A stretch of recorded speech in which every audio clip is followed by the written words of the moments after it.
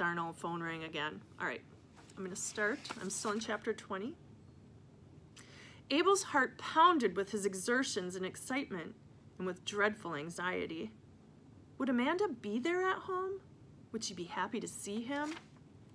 At moments, he was afraid that he might even be unwelcome. It grew dark, and he was glad of it. He had every reason to be in rags, but he didn't want to be seen that way. He didn't want to be seen in any way. Well, not by anyone except Amanda. Later, there would be time to see his mother, father, and family, and all the others. He reached the edge of town at night. He was in Grover Park. The soft gas lamps were lighted. It was a hot night, and the park was full of townfolk, outdoors after dinner to keep cool, strolling on the graveled walks, chatting on the benches, laughing, watching the children romp and frisk about. How wonderful, after the year alone in the woods, to see this model of civilized society, the town where he was born. He recognized many faces.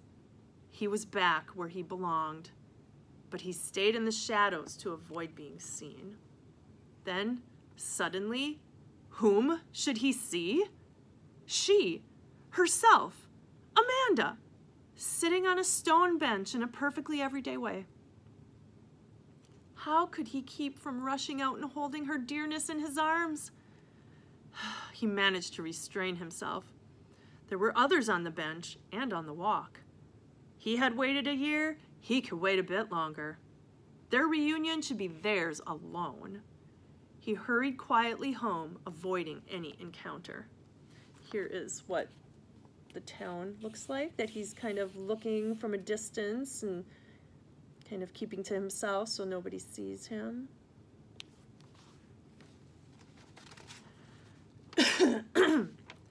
Home.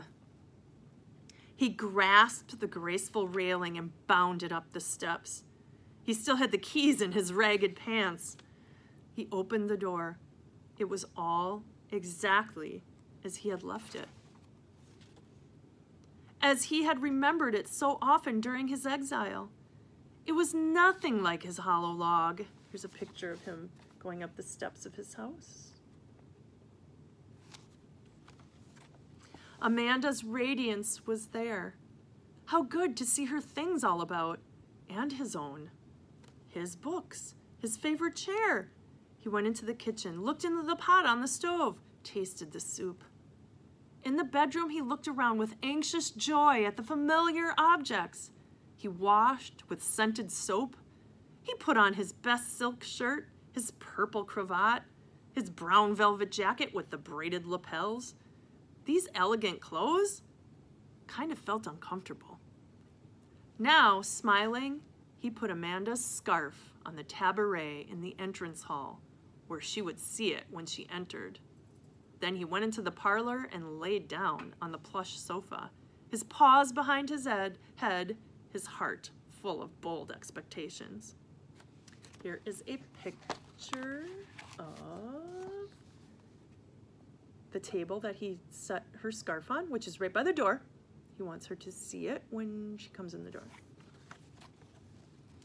It seemed like a long time before Amanda came home. At last, he heard the door open, and then he heard a gasp and a cry. Abel! Oh dear, Abel, it's you! It's really, really you! Amanda came rushing in and flung herself into Abel's arms. They covered each other in kisses.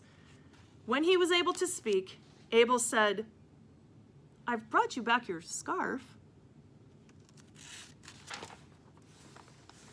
And here are some pictures of him laying on the couch waiting, Amanda coming in the door, seeing her scarf and kind of going crazy, and then rushing in and reuniting with her husband.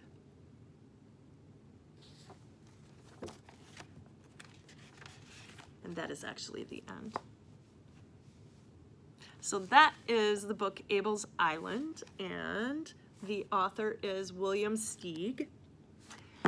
I really hope that you enjoyed listening to it. I really enjoyed reading it again. It had been like a really long time since I actually got to read that book. So I really appreciate the extra time that I had here at home to be able to do something like this.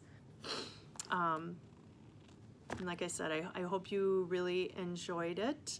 Those of you who are in my class, don't forget that I will give you credit for the book tracker if you want to fill out one of those short book report forms on this book. Freebie. All you gotta do is fill out the form. Listen to all the chapters and then fill out the form. Alrighty, guys. That is it. I shall see you on Thursday at school, and I can't wait because I miss you. It's been fun.